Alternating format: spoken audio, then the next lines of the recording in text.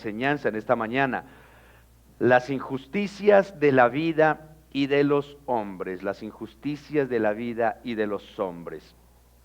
No sé si usted alguna vez ha llegado a decir frases como, por ejemplo, es que la vida es injusta, o tal persona o tal actitud me pareció bastante injusta, o por ejemplo, este gobierno me parece un gobierno injusto. No sé si usted ha llegado a decir eso o lo ha escuchado por ahí, seguramente que sí, ¿no es cierto?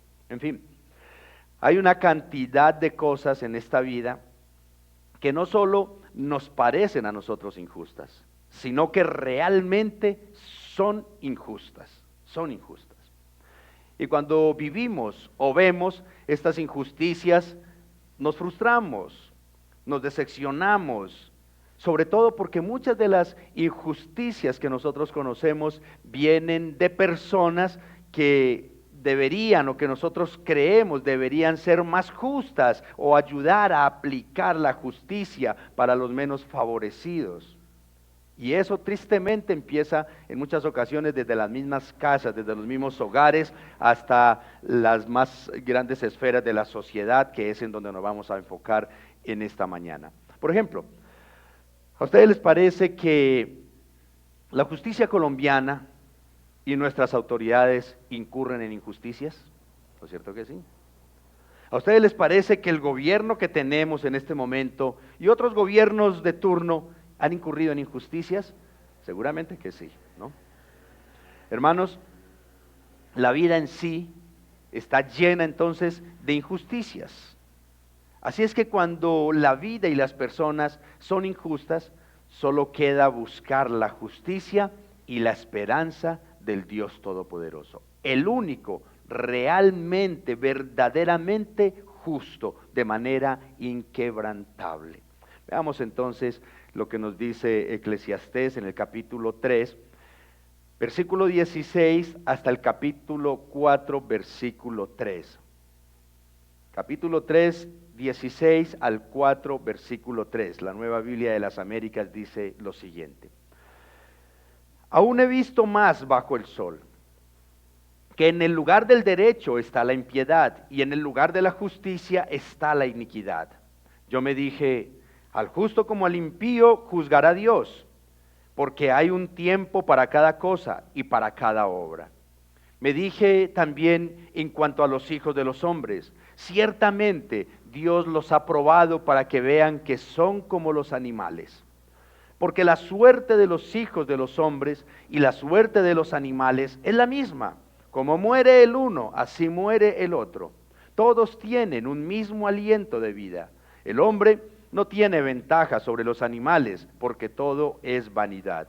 Todos van a un mismo lugar, todos han salido del polvo y todos vuelven al polvo. ¿Quién sabe si el aliento de vida del hombre asciende hacia arriba y el aliento de vida del animal desciende hacia abajo a la tierra? He visto que no hay nada mejor para el hombre que gozarse en sus obras, porque esa es su suerte. Porque ¿quién le hará ver lo que ha de suceder después de él? Capítulo 4, versículo 1. Entonces yo me volví y observé todas las opresiones que se cometen bajo el sol, y vi las lágrimas de los oprimidos, y no tenían quien los consolara. En mano de sus opresores estaba el poder, y no tenían quien los consolara. Así que felicité a los muertos, los que ya murieron, para más que a los vivos, los que aún viven. Pero mejor que ambos está el que nunca ha existido, que nunca ha visto las malas obras que se cometen bajo el sol.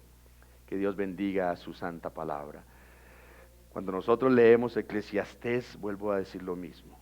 Dios, qué loco escribió esto. No pareciera ser un hijo de Dios, no pareciera ser el sabio rey Salomón, el hombre a quien iban a pedir consejos de otras naciones. ¿Cómo es que escribe estas cosas? Pero todo tiene un sentido según la palabra del Señor. Entre las tantas vivencias que ha experimentado Salomón en busca de sentido para su vida, ustedes lo recordarán, hasta el momento hemos contado el trabajo, las riquezas, el placer, el sexo, la insensatez y aún la sabiduría misma. Sin embargo, en sus propias palabras, reiteradamente Salomón nos ha dicho que todo le ha resultado vanidad. Todo es como viento y humo, todos lo sienten cerca, pero nadie puede atrapar ni tan siquiera un poquito, porque todo es vanidad. Pero ahora entonces aborda otra forma en la que tal vez se podría encontrarle significado a la existencia, y es la justicia, es la equidad. Tal vez ahí podamos encontrarle sentido a la vida, dice Salomón.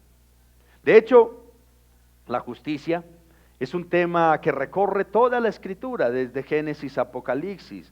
Desde el inicio del pueblo de Dios, el Señor les ha enseñado la importancia de la justicia, tanto justicia con Dios como justicia ante los hombres también. No obstante, Salomón entendió que aún lo que los hombres consideran justicia y equidad, también es vanidad. ¿Pero por qué? Porque en medio de ello igualmente hay corrupción y hay injusticia.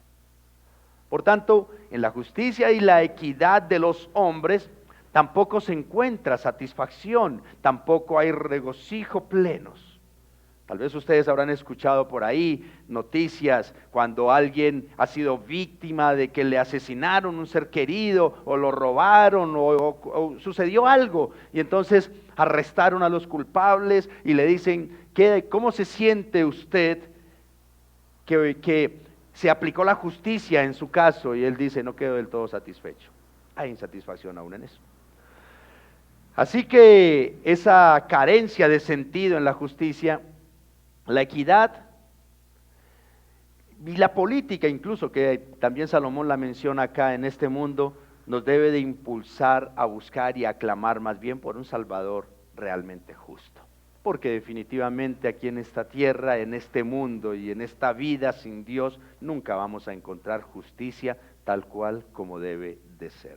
Veamos entonces los argumentos que nos comparte Salomón en esta oportunidad. Vamos a tratar de desglosar nuestro segmento de las Escrituras esta mañana en 3 encabezados. El primero de ellos, las injusticias de la justicia. Las injusticias de la justicia. Pareciera irónico, pero así es como lo pinta Salomón y así es como lo vemos en la vida. Salomón ya nos ha dejado claro que su propósito con este libro es mostrarnos que nada de lo que se haga sin Dios le dará verdadero sentido a nuestra vida. Ese es el punto final de todo Eclesiastés.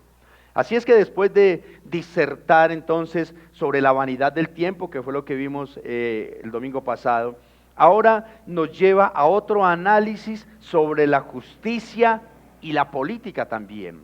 Releo una vez más los versículos 16 y 17, dicen: aún he visto más bajo el sol, que en el lugar del derecho está la impiedad, y en el lugar de la justicia está la iniquidad. Yo me dije, al justo como al impío juzgará Dios, porque hay un tiempo para cada cosa y para cada obra. El predicador acaba de afirmar en los versículos previos que hay un tiempo para todo en el plan de Dios. Eso es lo que nos decía los versículos previos. Así que ahora también reconoce que hay un tiempo para juzgar a los malvados por su papel, por las injusticias en el mundo. El predicador se percata de que el problema no es solamente que el tiempo pasa sin que nadie lo pueda retener por un momento, sino que la historia como tal tampoco progresa. Es un círculo, es lo que nos ha venido enseñando, ¿no? Porque no ha habido justicia para que los eventos que transcurren en el tiempo y en la historia marquen un cambio. El sabio rey Salomón entonces mira al lugar donde debería de existir la justicia y la rectitud, es decir, él mira hacia los tribunales donde se debe de aplicar la justicia, y en lugar de justicia encuentra maldad. En esta existencia, según él, en esta existencia maldita, incluso donde debería encontrar las cosas rectas, hay injusticia también. Pero, ¿qué significa todo esto para Salomón? ¿Qué es lo que él está viendo en este momento? Que saca estas conclusiones. El predicador ve con impotencia que los inocentes son declarados culpables y que los culpables son absueltos. Entonces él dice, ¿para qué más injusticia de esta? No se protegen los derechos de los pobres, no se protegen los derechos de los indefensos, que era de hecho una función clave de las autoridades en el Antiguo Testamento. Y él dice lo que la justicia debería de hacer, hace todo lo contrario ahora. Es más, el profeta Isaías también lo denunció, por allá en Isaías capítulo 5, versículo 23 dice, que justifican al impío por soborno y quitan al justo su derecho. Injusticias. Tanto Salomón como Isaías reconocen que esto era un gran problema para Israel. Los culpables eran absueltos por medio de soborno, es lo que él está diciendo. El hecho de ser culpable o inocente no era el factor decisivo, sino la cantidad de dinero que tendría la persona para sobornar o para condenarlo. Eso era lo que preocupaba. Para poder pagar, para poder sobornar, pasándose por alto la justicia. Entonces no se estaba juzgando si usted es culpable o no, sino qué dinero hay aquí pues para cuadrar esto. Y hermanos, aunque nos gustaría pensar que las cosas son diferentes hoy en día, realmente no lo son. De hecho, sin duda podemos decir que las injusticias de la justicia hoy en día son más severas y peligrosas que antes. Como en la antigüedad y aún peor hoy, los ricos, los poderosos y peligrosos también, pueden salirse con la suya sencillamente porque tienen los recursos tal vez para pagar un buffet, un pool de abogados y tienen los contactos necesarios. ¿Dónde? En el poder, donde se necesita tenerlos. La gente que tiene algo de poder o que tiene 2, 3 pesos en el bolsillo más que otros, entonces pasa por encima de los derechos del menos favorecido. El otro día escuché el caso de alguien que pasó casi 20 años en la prisión por un crimen que no cometió. Fue exonerado por pruebas de ADN, pero con los años, casi 20, que demostraron que él nunca estuvo ahí en la escena del crimen, pero ya su vida había sido destrozada, 20 años casi. Y en las cárceles hay muchos casos similares. Vivimos en un mundo en el que un ladrón puede caerse del techo de una casa que estaba intentando robar y el ladrón viene y demanda al dueño de la casa y gana. Y pareciera un chiste. Y para no ir tan lejos, hermanos, en nuestro país tenemos líderes de grupos terroristas que asesinaron, que secuestraron, que violaron, que extorsionaron, que robaron, que violaron todos los derechos humanos y hoy son honorables políticos y dirigentes de la nación. ¿Les parece justo? Definitivamente, hermanos, los sistemas de justicia en el mundo entero, la mayoría tienen que ver más con el dinero y el poder que tengan los culpables que con la justicia misma, como lo está diciendo Salomón. Y la gente del común vemos esta realidad y reconocemos la necesidad de que la justicia se arregle, pero eso nunca sucede. Qué triste. A todos nos duele, pero en la mayoría de los casos solo nos queda decir, la vida no es justa. ¿Cómo va a ser justo que un hombre que se robó unos años atrás unas pasticas de caldo Maggi para llevarle el almuerzo a sus hijos, pagó 2 o 3 años de cárcel, y otra gente que sabemos que han hecho todo lo que han hecho, no paga un solo día? Injusticias, de principio a fin. Nos preguntamos, ¿cuándo será entonces que Dios hace algo? ¿Cuándo pagarán los grupos terroristas, ISIS por allá en Oriente Medio, Medio Oriente, no sé cómo es la cosa, pero cuándo pagarán por crucificar niños cristianos y por decapitar inocentes? Porque eso es lo que tenemos hoy en día. No sé si ustedes han visto eso. Niños cristianos crucificados. O cuando los traficantes de niños, los traficantes sexuales recibirán lo que merecen. Y es tan doloroso escuchar por noticias que hoy uno de los negocios más rentables, ilícitos en el mundo, es precisamente el tráfico sexual de menores. Increíble. Y Salomón entonces nos brinda la respuesta cuando nos hacemos esas preguntas. Una respuesta que en sí es consoladora. Creo que de hecho le dio consuelo a Salomón. Aunque no conozcamos ni el día ni la hora, la Escritura aquí nos está diciendo, deja claro que finalmente el Señor hará justicia a todos, a los buenos, tanto como a los malos. Pero hasta tanto entonces, ¿qué debemos de hacer nosotros como creyentes, como pueblo de Dios? Perseverar en la justicia del Señor y no dejarnos arrastrar por las injusticias de la justicia humana. Eso es lo que nos corresponde. Cuando prendemos noticias y solamente vemos injusticias, entonces mejor abramos la Biblia. Mejor abramos las Escrituras y busquemos la justicia y el consuelo que Dios nos brinda, hermanos. Pero a Salomón no solo le parece frustrante esa actitud de aquellos que representan la justicia, sino que también lo abruma el hecho de ver que la vida en sí es injusta y que está llena de absurdos. Eso nos lleva al segundo encabezado. Dice, las injusticias y los absurdos de la vida. Veamos por qué Salomón dice eso ahí entre los versículos 18 y 22.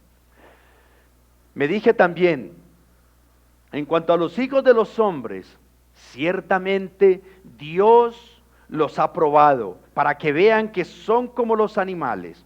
Porque la suerte de los hijos de los hombres y la suerte de los animales es la misma. Como muere el uno, así muere el otro. Todos tienen un mismo aliento de vida. El hombre no tiene ventaja sobre los animales, porque todo es vanidad.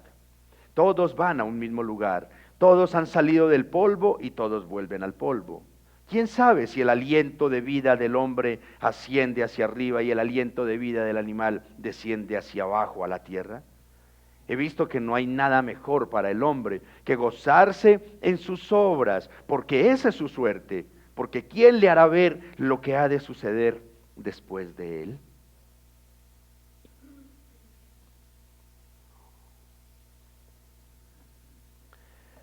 El predicador observa con profunda sobriedad ese misterio de la existencia humana. Dios prueba, dice, a los hombres para que descubran su verdadera condición. Y la conclusión a la que él ha llegado entonces es que hombres y animales comparten un mismo suceso. Ambos respiran por el mismo aliento divino y ambos dejan de respirar por la misma causa, la muerte. Un hecho que a todo ser vivo le compete. Así es que en este plano misterioso, llamémoslo, no hay ventaja del hombre sobre las bestias. Pero Salomón va más allá. El ser humano sin el temor de Dios corre el riesgo de perder su conciencia entre el bien y el mal y llegar al punto de actuar como una bestia. Es lo que quiere hacernos entender. Para Salomón, cuando la justicia se pervierte y la vida se mira desde un punto meramente terrenal, entonces desaparece la diferencia esencial entre hombres y animales. No hay norma, no hay regla, no hay derecho. Porque terminan entonces viviendo más por instinto que por razonamiento. Pero aparte de esto, Salomón también formula una pregunta aquí misteriosa. ¿Quién sabe si el aliento de vida del hombre asciende hacia arriba? Obvio que es una pregunta capciosa aquí. Porque unos versículos atrás, ustedes lo recordarán, él dice que Dios sembró en el corazón humano el deseo de eternidad. Entonces aquí está formulando una pregunta capciosa. Pero el sabio hace la pregunta porque la respuesta solo puede provenir de la fe. A una persona sin fe no le importa lo que pasará después de su muerte, ustedes lo han escuchado. ¿Qué cree usted que pasará después de partir de este mundo, cuando le llegue el día de la muerte? Nada. Donde muere el perro, muere la chanda, dicen algunos. Ahí acabó todo. Pero para alguien de fe, a ese sí le preocupa su eternidad porque sabe lo que le espera. Entonces por eso Salomón hace la pregunta. Dependiendo de tu respuesta te podrás dar cuenta entonces si tu esperanza es realmente de la esperanza de un hijo de Dios o la esperanza como cualquier otro ser vivo. Así es que ante ese misterio del más allá, el predicador entonces concluye con sabiduría. La mejor porción del hombre es alegrarse en sus obras, sin violencia, sin desesperación, confiando en el juicio y en la soberanía de Dios. Seguramente ustedes han escuchado a Héctor Lavoe por ahí cantando Juanito Alimaña, ¿no es cierto? Uno de los coros de Juanito Alimaña dice: la calle es una selva de cemento y de fieras salvajes. ¿Cómo no? ¿Lo han escuchado? Ahí está. Y es que, hermanos, cuando nos dejamos llevar por la codicia, por la vanidad, por el materialismo, por la rabia, por la ira, y en últimas, por cualquier forma de maldad, terminamos actuando como dice el predicador o como dice Juanito Alimaña, como fieras salvajes, como animales. Siempre con deseos de más, sin autocontrol, dispuestos a hacer lo que sea por complacer mi propio apetito, sin ver los derechos de los demás, y dispuesto a hacer lo que sea por apoderarme de mi territorio. ¿Y quién hace eso? Las fieras salvajes. Así actuamos muchas veces cuando somos guiados por nuestros instintos y no por el poder y por la palabra de Dios. Y eso es lo que nos quiere hacer entender Salomón. Realmente es lamentable, hermanos, que aunque los seres humanos tengamos sensibilidad moral, nos tratamos unos a otros como animales. Y miremos un par de ejemplos. La historia misma lo ha mostrado de las maneras más repugnantes que nos podamos nosotros imaginar. Desde Hitler, que terminó con la vida de más de 6 millones de judíos en sus campos de concentración. Oigan, no fueron ni 5,000, ni 6,000, ni tan siquiera 100,000, 6 millones. Hasta las clínicas que tenemos en nuestros países hoy en día, hermanos, donde se asesinan al mes miles de bebés indefensos por medio del aborto. ¿Sí? Desde unos jóvenes que hace 15 días, llevados por la euforia de las drogas, del licor, terminaron matando a otro joven a golpes. ¿Lo recuerdan hace 15 días? Hasta las madres que abandonan a sus hijos en un basurero. Y yo creo, hermanos, que faltaría tiempo para enumerar las atrocidades tan impresionantes que tal vez uno también podría preguntarse, ¿en realidad estos sí son seres humanos que razonan? Sí son seres humanos que razonan, hermanos. Salomón no está diciendo que somos unas bestias, pero sí nos está ayudando a entender que una persona sin Cristo, una persona sin Dios, que se deja llevar por sus bajas pasiones, que se deja llevar por sus instintos, fácilmente puede terminar actuando peor que una de ellas. Así es que, amados, vivamos la vida con razonamiento, con inteligencia. No nos dejemos llevar por el instinto solamente, hermanos. Miren, dentro del ramillete del fruto del Espíritu hay uno que se llama templanza, y eso significa dominio propio, algo que los animales no tienen, pero que los seres humanos y sobre todo los cristianos sí lo tenemos. Dominio propio, autocontrol. La palabra misma dice por allá en un proverbio que el hombre que no tiene dominio propio es como una ciudad sin murallas, es decir, está expuesto a cualquier tragedia en cualquier momento. Un animal se enceguece y ataca y hasta que no muere o no acaba con su enemigo, no descansa. Pero los seres humanos no deberíamos de actuar de esa manera, hermanos. Pero lamentablemente cuando nos dejamos llevar por la ira, por los impulsos, nos volvemos más instintivos que razonables, hermanos. Así es que, disculpen la comparación, pero es la Biblia la que la está haciendo, ¿no es cierto? No solamente tenemos en común con los animales que algún día moriremos todos, sino que tenemos en común muchas otras cosas también cuando no razonamos, cuando no actuamos como lo que somos, seres humanos, cuando no actuamos como cristianos, hermanos. Pero las injusticias entonces de la justicia y los absurdos de la vida no están solos. A Salomón también lo frustra saber que aquellos que pudieran cambiar las cosas, en lugar de cambiarlas, más bien las empeoran las cosas. Y veamos quiénes, en el encabezado número 3, las injusticias de la política y de los gobernantes. Veamos si ahí hay injusticias entonces. Primeramente, ningún gobernante humano es plenamente justo. Veamos lo que dice el primer versículo del capítulo 4, hermanos. Entonces, yo me volví y observé todas las opresiones que se cometen bajo el sol. Y vi las lágrimas de los oprimidos, y no tenían quien los consolara. En mano de sus opresores estaba el poder, y no tenían quien los consolara.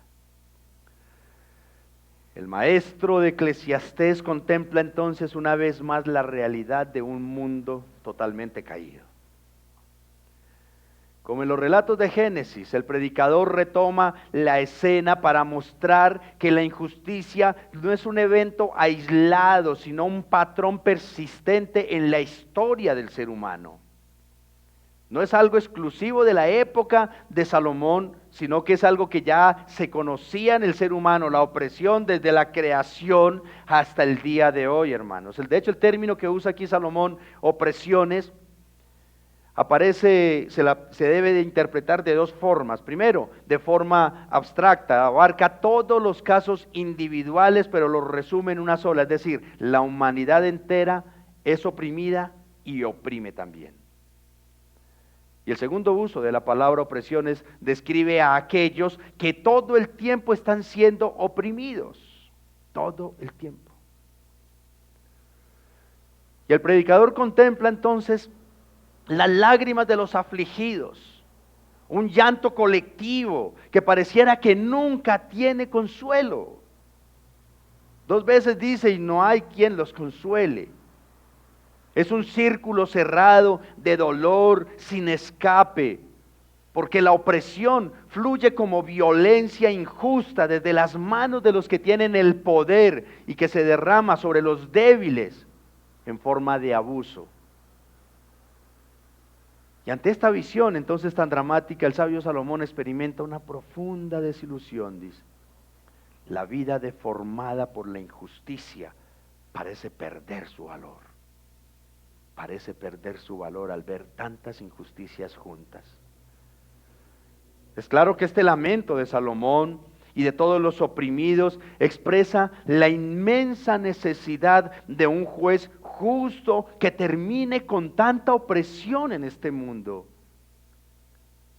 Así como también lo profetiza Isaías. Isaías capítulo 11 versículo 4 dice: sino que juzgará al pobre con justicia y fallará con equidad por los afligidos de la tierra, y herirá la tierra con la vara de su boca, y con el soplo de sus labios matará al impío. Salomón quiere llevar a sus lectores y a nosotros al límite, al punto. Entonces, ¿quién hace justicia? ¿Quién nos libra de tanta opresión? Pues solamente el Dios justo y verdadero. Desde su mirada honesta y cruda, el predicador prepara entonces el anhelo por aquel que vendrá a traer justicia de manera perfecta perfecta y a consolar a todos los oprimidos. Ya viene preparando el terreno entonces. Y es en eso donde va a concluir por allá en el capítulo 12 Eclesiastés, diciendo, hey, mucha injusticia, mucha insatisfacción, mucho sinsentido en esta vida. Solamente Dios, solamente Dios. Y es que, hermanos, la opresión, de hecho, lamentablemente aquí pues nos vamos a enfocar ahora en lo que es, en la esfera en que la está abordando Salomón, la esfera política y gubernamental, pero también traigámosla a nuestras vidas, hermanos, porque es que desde nuestros hogares se vive la opresión. Hay padres opresores y que muchas veces estamos oprimiendo a nuestros hijos y nos consideramos protectores, pero dejamos de ser protectores para pasar opresores. Habemos esposos opresores, oprimimos a nuestras esposas e igualmente hay esposas opresoras. Es decir, desde lo más pequeño, que es nuestra casa, nuestra familia, hay opresión. Hay injusticia. Hay injusticia. Porque, hermanos, en este mundo caído, la política, que es al punto que lleva Salomón el tema, y sus promesas, todos sabemos que no tienen sentido. Los gobernantes que elegimos para que dirijan al pueblo y defiendan la justicia, para que enderecen las cosas, para que aprueben leyes para proteger a los perjudicados, son los que al final terminan oprimiendo más. Es lamentable ver cómo el poder corrompe a las personas, porque aunque vean la maldad del sistema y tengan un buen deseo para hacer las cosas bien, una vez que tienen el poder, se corrompen y nada cambia, hermanos. Los políticos hacen 1000 promesas durante sus campañas y todos lo sabemos, pero una vez que llegan al poder ya no son las mismas personas, ya no son las mismas personas. Y lo que Salomón entonces mira en los gobernantes de su época no es muy diferente a lo que vemos en los nuestros, hermanos. No es muy diferente. Los políticos solo se enfocan en sus propios intereses y en los intereses de algunos de los que los apoyaron, pero al otro 80 o 90% de pobres, necesitados y desprotegidos que lleven del bulto. Hagamos lo que tenemos que hacer nosotros, los demás, el pueblo que lleve del bulto. Se encarnizan como fieras salvajes, y eso es lo que vemos en la política. Se encarnizan como fieras salvajes entre ellos para destruir a su oponente político y defender sus egos, pero le dan totalmente la espalda a 20 millones de campesinos que están a merced de terroristas opresores en el campo en este momento. Y a otros 30 millones en las ciudades a merced de la delincuencia también, que se ha multiplicado. Eso es lo que vemos en nuestros gobiernos. Realmente, hermanos, da impotencia ver cómo la delincuencia toma más poder y el gobierno y las autoridades miran para otro lado, miran para otro lado. Y mucho más en nuestro país ahora, en este tiempo que todo el mundo está en modo campaña. Da impotencia ver cómo los políticos compran mansiones para sus comodidades, mientras miran con indiferencia cómo mueren niños y ancianos de sed y de hambre en La Guajira. Y así sucesivamente en el mundo entero. Ahora bien, hermanos, obviamente que no todos los gobiernos son iguales, hay unos peores. Hay unos peores. Porque es al punto que nos quiere llevar Salomón. No hay gobernante ni político justo, 100%. De hecho, la política se ha vuelto tan lamentable que ya no se escoge entre un bueno y uno malo, sino entre uno malo y uno peor. Por eso digo, no todos son iguales, hay unos peores, hermanos. Pero el punto de Salomón es que en realidad todos oprimen en alguna manera, los más peores y los menos peores, pero de una de otra formas, siempre hay opresión. La opresión es algo que nunca se podrá acabar por completo. Se puede trabajar muy duro para erradicarla en algún lugar del mundo, pero volverá a aparecer en otro lugar. Miren esto, puede ser que en Venezuela la opresión llegue a su fin este año o el año entrante o en 2 años, pero puede ser que en Colombia apenas está empezando, para no ir tan lejos. Para la muestra un botón, ustedes recuerdan Al Qaeda, grupo terrorista, casi que desapareció, pero apareció jamás con más fuerza. En Colombia se debilitó a las FARC, pero aparecieron las disidencias y el ELN con mucho más poder destructivo y dañino.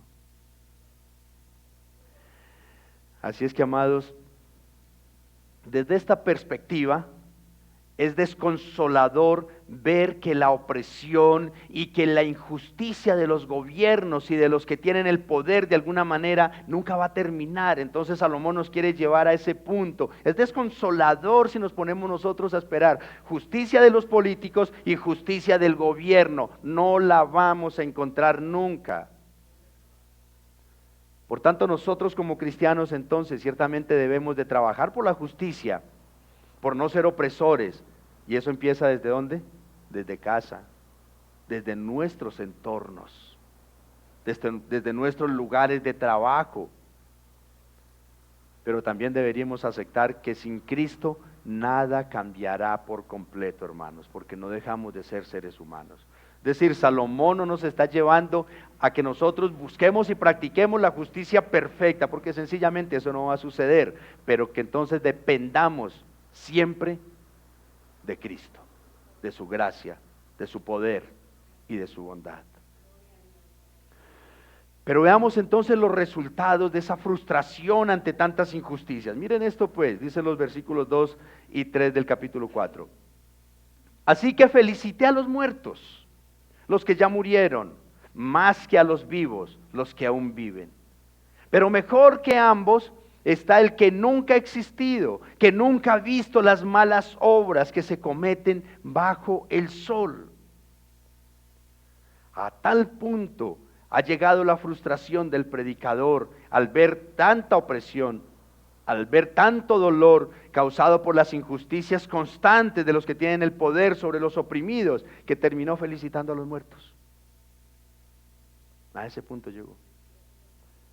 Da la idea de que él se ubicó en un lugar donde él pudo contemplar los dos escenarios. En un lado miró el dolor, la impotencia, la angustia, en una frase, la miseria humana de los oprimidos. Los estoy viendo acá y parece ser que acá al otro lado está viendo el camposanto, donde yacen los restos de aquellos que perecieron y que han sido ya libres del dolor que se vive bajo la opresión de las injusticias. Entonces, su vida se ha convertido en un testimonio constante de dolor, semejante a lo que dijo Job también. El predicador dice, hey, están mejor aquellos, los muertos, en lugar de estos otros que están todavía lidiando con tanta injusticia y opresión en esta vida. Job capítulo 3 versículo 11 dice, ¿por qué no morí yo al nacer o expiré al salir del vientre? Versículo 13, porque ahora yo reposaría tranquilo, dormiría y entonces tendría descanso. Todos conocemos la situación de Job en el momento que dijo estas palabras, ¿no es cierto? Y prácticamente lo mismo que está diciendo el predicador en Eclesiastés. Mejor es estar muerto que vivir de esta manera. De hecho, el predicador va más lejos. Los que han muerto, ellos tuvieron que experimentar el dolor y sufrimiento a lo largo de sus vidas, pero los que aún no han nacido son más afortunados que todos todavía, porque ellos no han contemplado las obras malvadas que se cometen bajo el sol. Esos están mejor todavía, dice Salomón. Este pensamiento surge obviamente aquí porque el predicador observa la vida únicamente, la está viendo aquí desde su dimensión terrenal. Al fijar el centro de la existencia en los sufrimientos presentes, la vida entonces pierde sentido, pierde esperanza. No veo sino sufrimiento por todo lado. Vengo de sufrir y sigo sufriendo. Sin embargo, la Escritura muestra que la verdadera luz surge cuando la vida presente se entiende como antesala de la eternidad. Cuando yo veo de que en este mundo, en esta vida, el sufrimiento es algo intrínseco del ser humano y que en la eternidad encontraré el descanso eterno. Sin esta perspectiva divina, el dolor va a dominar, hermanos, se va a perder la esperanza. Pero desde esta óptica, el hombre descubre que su esperanza está mucho más allá del sol.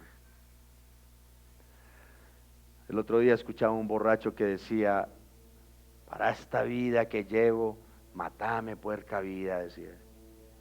Y pareciera ser que Salomón está a punto de decir eso también.